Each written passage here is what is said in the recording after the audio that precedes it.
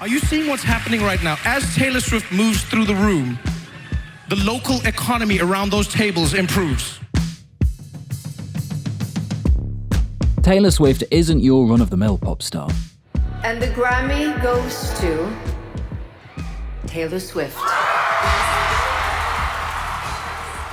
Her megawattage shifts stock markets, changes the industry.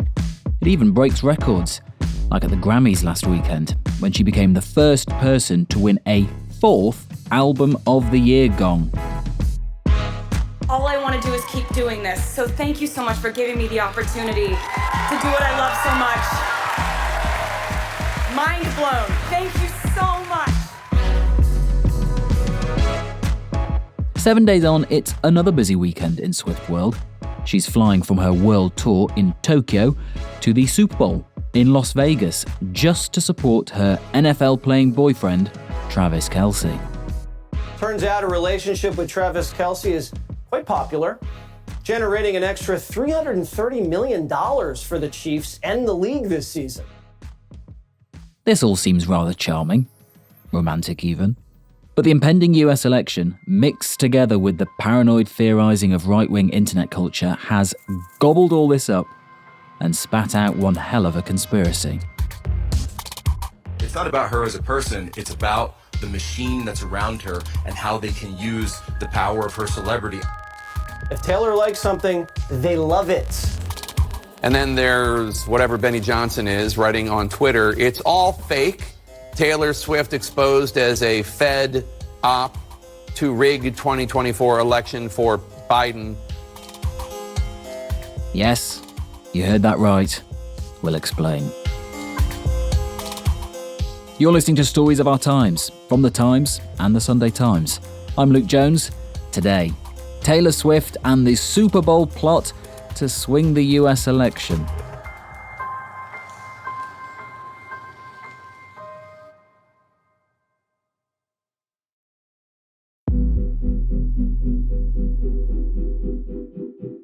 I'm Ben Hoyle. I'm the foreign editor of the Sunday Times. But before that, I was for 6 years West Coast bureau chief for the Times, in which capacity I followed the Super Bowl and also the rise of Taylor Swift from a very big country and Western pop crossover star into something approaching the gigantic superstar that she is today. You say you followed the Super Bowl. Did you become an American football fan? Yeah, I mean, and I still... Yeah, you sound so unsure when you said that. You can say no, we won't judge you. I loathe it. No, I think there's lots wrong with American football, but I have sadly become very, very keen on it and have followed the playoffs this season. I never managed to convince my family to follow suit. I did drag them along once to a Los Angeles Rams game, but they were never very keen to go back. They feel more strongly about Taylor Swift, more positively about Taylor. And I think it was really having two daughters that got very into Taylor Swift that I think first made me aware of quite what an extraordinary, unique pop culture figure she is. And when it comes to spending a fortune on a stadium visit, they're much keener to see Taylor Swift than to see another American football game, that's for sure. Fair. And obviously we've had this crossover of Taylor Swift and American football with her dating Travis Kelce from the Kansas City Chiefs, who are appearing in the Super Bowl this weekend. Just explain for us how big a thing the Super Bowl is.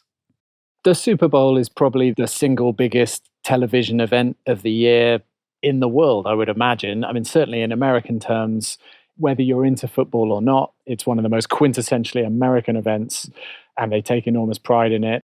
It's just massive. But in a very 2024 twist, the issue, I guess, surrounding this Super Bowl is, well, it's quite a mad conspiracy theory as far as they go, I would say. I don't know. Explain what is the concern doing the rounds in some circles? So, as you mentioned, Taylor Swift has, for the last few months, been going out with one of the star players of the Kansas City Chiefs, Travis Kelce. He's a tight end, which is it's like a kind of speedy winger in rugby, but bigger, basically. He's one of the greatest players in the world, and it's been this huge kind of cataclysmic celebrity phenomenon. A source close to Swift tells NBC News the pair is hanging out. Oh, I've been researching if Travis Kelce and Taylor Swift are actually dating, and the evidence is everywhere. We posted, of course, a poll on X of what should their couple name? Should they be a confirmed romance? Here are the results. Trailer. Tavis. Swelsey. Do you guys have a favorite? Anyway, Taylor Swift, for reasons that we'll go into later, is a unique figure in the crossover of politics and culture. And since she started going out with him, and since it got to the end of the season when for a long time he wasn't having a great season, his team have suddenly got really good again. And now they're in the Super Bowl, the climactic game of the year. And people on the right, particularly on the darker reaches of Trump world, are speculating that the whole of this is some grand conspiracy in order to basically create the maximum possible media exposure for Taylor Swift to come out and endorse Joe Biden for 2024. So let me get my head around this. The suggestion is that the Biden administration or parts of the deep state trying to support it think a Taylor Swift endorsement is such a big prize that we are going to rig the Super Bowl so her boyfriend's team gets into the Super Bowl final, wins it, and that will make her even more famous. She will then endorse Joe Biden and everyone will vote for us, and that'll be fantastic. I think that's probably the sober version of what they're proposing. Yeah, no, it is that nuts. And it's been everywhere in the last few weeks, this completely wild theory. There's a deniability to it. Like, is it just pure theater and just people having a laugh on the internet? But the attention it's generated, the level of conversation around it has taken on a life of its own. Conversation where? Conversation on social media, in the pages of the newspapers, the New York Times, the Wall Street Journal, the Washington Post, Newsweek have all devoted considerable editorial space to this particular subject, largely discussing how ridiculous the whole idea is. But the point is that it's kind of, in a way, like civilized this totally nutty theory and brought it right into the mainstream. And you have had talking heads on television talking about this quite openly as well, saying that this relationship is a fake, it's a deep state plot to make her more famous. You have. So there's Vivek Ramaswamy, who ran against Trump in the Republican primary and for a brief period looked like he might actually emerge as a really serious challenger to Trump, but now seems to be largely auditioning for the role of most obsequious possible vice presidential candidate. He posted on social media a few weeks ago saying, "I wonder who's going to win the Super Bowl next month, and I wonder if there's a major presidential endorsement coming from an artificially, culturally propped up couple." And not just would-be candidates, but also on some of the big networks, Fox News in particular. Yeah. Hosts from that have been talking about this even. A host from that, Jesse Waters, said, "Have you ever wondered why or how Taylor Swift blew up like this?" I like her music. She's all right. But I mean, have you ever wondered why or how she blew up like this? Well, around 4 years ago, the Pentagon's Psychological Operations Unit floated turning Taylor Swift into an asset during a NATO meeting. I mean, obviously, needless to say, there's no evidence for any of that. Yes, yeah, we should get that in quite early. And it's an interesting welding, isn't it, of two sort of cultural phenomena. One is conspiracy theorists thinking the deep state is so powerful and pervasive and controlling that it runs these kind of psychological operations to get people to do things that it wants to do. And also this internet phenomenon that's existed for a few years of thinking that all of Taylor Swift's relationships are fake and publicity stunts. So it's these two worlds joining. Is there actually any logic behind this in terms of, are celebrity endorsements for people like Joe Biden such a prize that in the strange world of a conspiracy theorist, you could see why they would want to go to such lengths to orchestrate one? I suppose 2016 is the most interesting test case for celebrity endorsements in recent years, because Hillary Clinton had just an incredible kind of glittering array of super famous endorsees, including Beyonce and Jay-Z. I want my daughter to grow up seeing a woman lead our country. Bruce Springsteen, Miley Cyrus, Katy Perry. So here's how I'm going to use my voice. I'm going to vote for Hillary Clinton.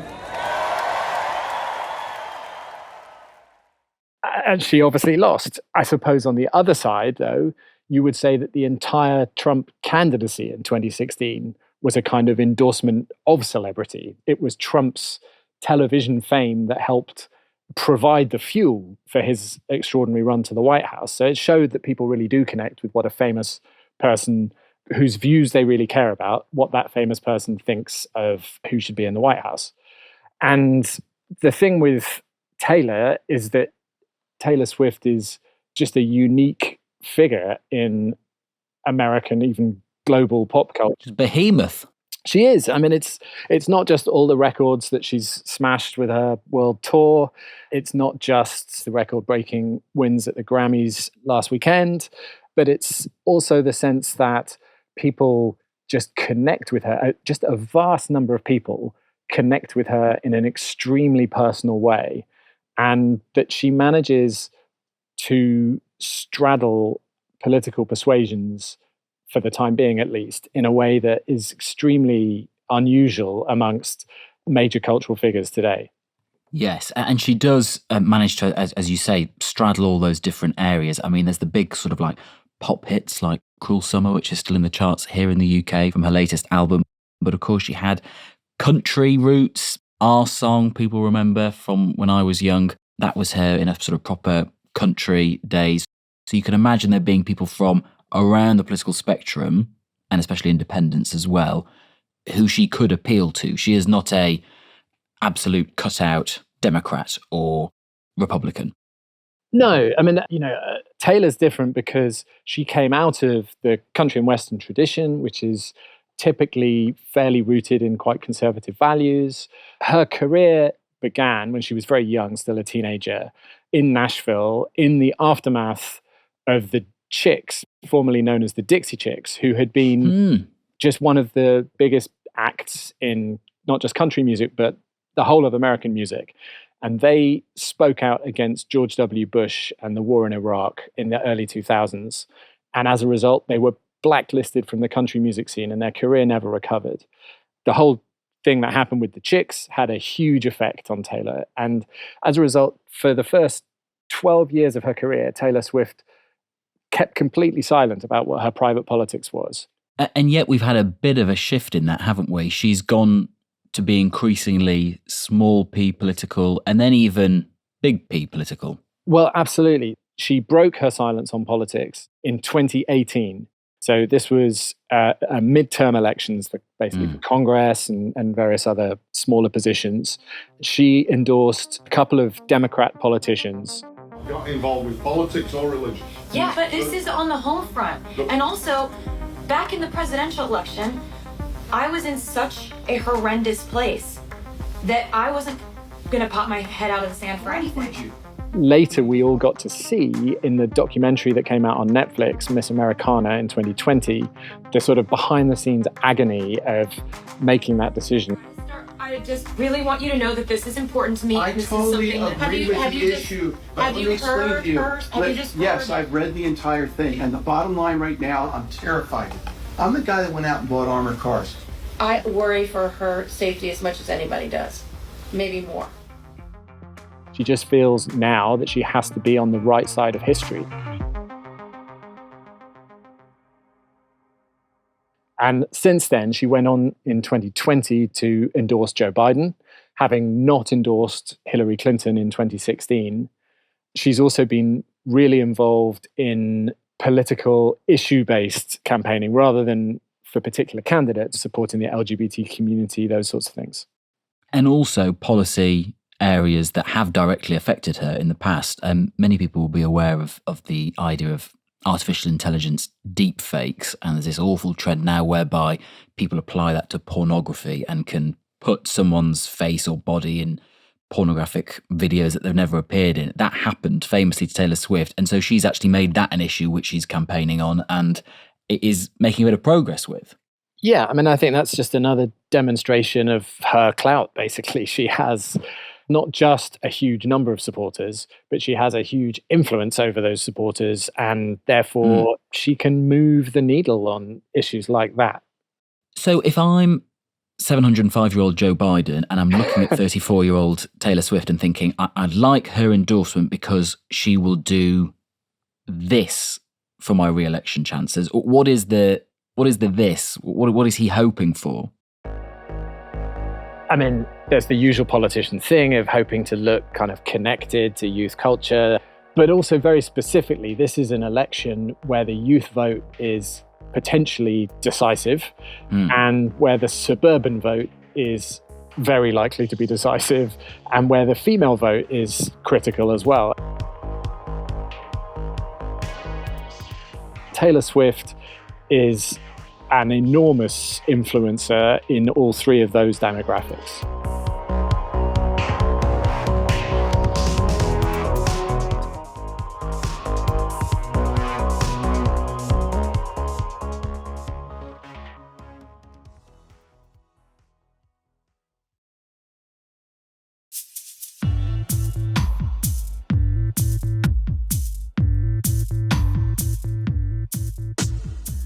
Ben, a moment ago, you were explaining how the Biden campaign is trying to court the Swiftie vote, her endorsement, not in the wild way that some conspiracy theorists would have it, you know, saying the deep state has fabricated her whole career and her current relationship. Not that, but they do want her endorsement. Is Taylor Swift a safe bet to ally yourself with as a politician if you're Joe Biden? I think she's as fail-safe as you could get. There was a poll by the American market research company Morning Consult that showed that 53% of adult Americans actively identified as Taylor Swift fans. 53%. And this is at a time when Americans can't agree on anything. You know, they're such an incredibly polarized country, and people are so sunk down into their silos. Everything is refracted into the various culture war positions, and yet they do agree on Taylor Swift. Further down the polling, it said that 45% of those who voted for Trump saw themselves as Taylor Swift fans, and 58% of those people who voted for Biden saw themselves as Swift fans. So if there's any public figure who would hold the key to unlocking the undecided votes in the middle, then it's quite likely to be Taylor. That's quite incredible. Is there any evidence in the polling that people would actually listen to what she says, would be swayed by her in any way? Well, there is actually. So there's some recent polling for Newsweek suggested that 18% of voters would be more likely or significantly more likely to vote for a candidate endorsed by Taylor Swift. At the same time, 17% said they would be less likely to vote for a candidate backed by Taylor Swift. And there was just over half were not particularly fussed either way. So you might think that that would sort of come out in the wash, that the similar-ish numbers would be swayed one way or the other. But what's really important is the Gen Z vote. There'll be 8 million new Gen Z voters eligible to vote in 2024, apparently. So those are people who have reached the legal age to vote in the US in the last 3 or 4 years and are now able to vote for the first time in this election. Those numbers are more tilted in Swift's favor. So 3 in 10 voters under 35 say that they could be swayed by an endorsement from Taylor Swift.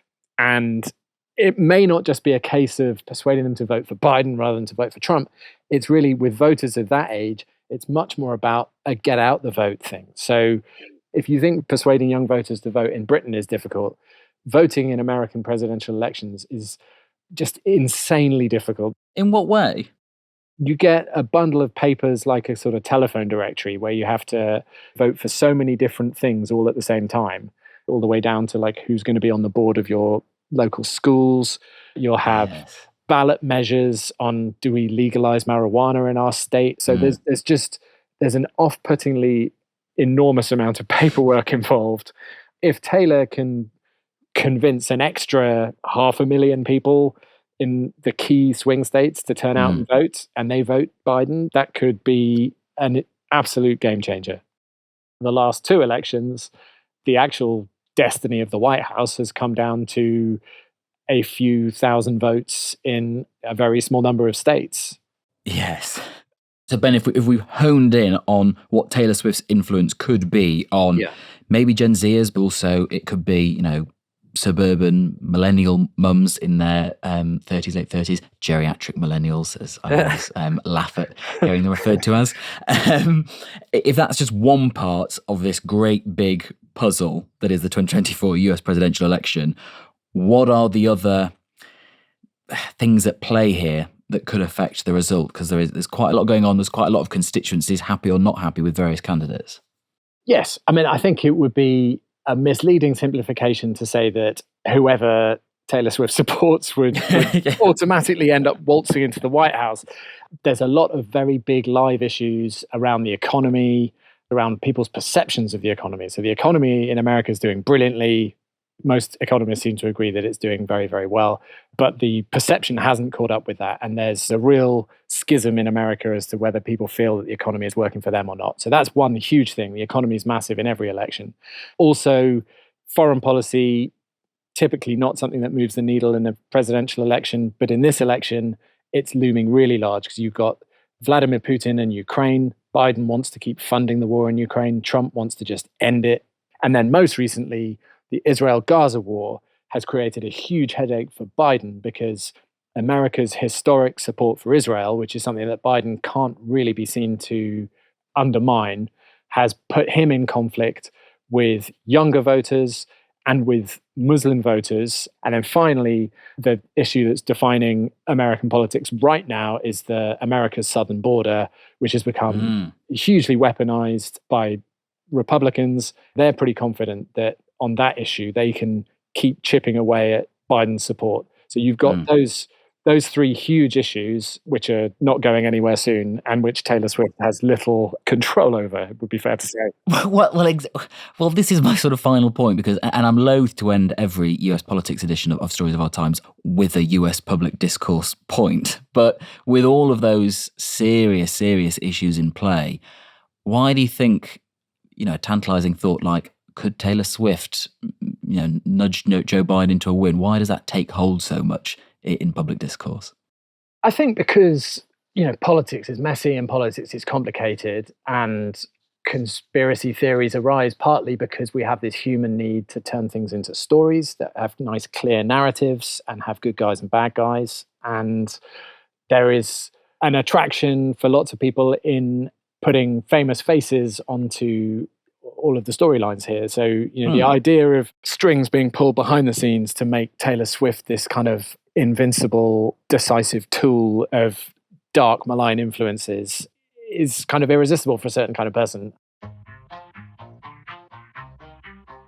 You've got the coincidence of this super polarized moment in American politics, this really messy presidential election campaign between two old men that Americans don't want to see running for office ever again, and they've got stuck with both of them. And you've got this kind of super wattage of Taylor Swift's current white-hot superstardom.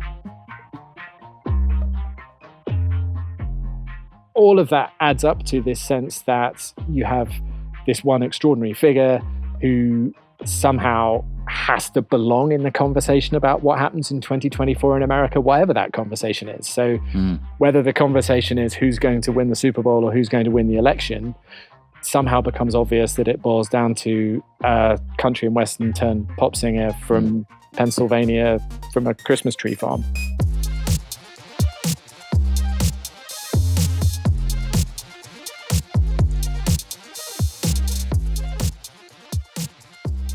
You have been listening to Stories of Our Times, a podcast brought to you thanks to subscribers of The Times and The Sunday Times, with me, Luke Jones, and my guest, foreign editor of The Sunday Times and authoritative pop sensation, Ben Hoyle.